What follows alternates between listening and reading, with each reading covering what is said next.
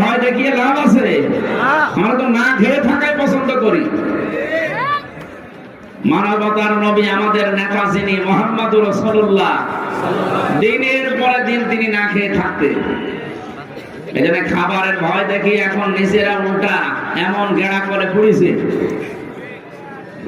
সুতরাং আমরা সতর্ক করছি, আপনাদের প্রতিবেশী হিসাবে আবার আমাদেরকে রাগাবেন না। যেভাবে আছি আমাদের থাকতে দেন, আপনারাও শান্তিতে থাকেন, আমাদেরকেও থাকতে দেন। যদি ঝামেলা করেন, আমাদের পুরাতন ভাই কি হ্যাঁ তাম দুনিয়ার যারা অন্যান্য ধর্মের আছে তারা কিন্তু এই কথা বলে যে পাকিস্তান যদিও তাদেরকে ত্যাগ করেছিল, কিন্তু তারা মুসলমান, তারা এদের ভাই। তারা বলছে আমরা ছোট ভাইকে হারিয়ে ফেলেছিলাম, আবার এখন পেয়ে গেছি, আলহামদুলিল্লাহ।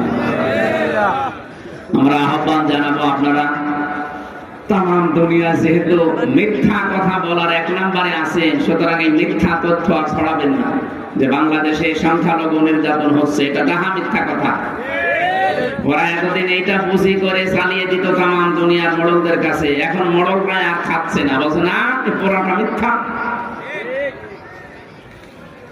কয়েকদিন আগে পঞ্চগড় এবং মাগুরা এই দুই জেলা থেকে 2 জন মহিলা গিয়েছিল ভারতে।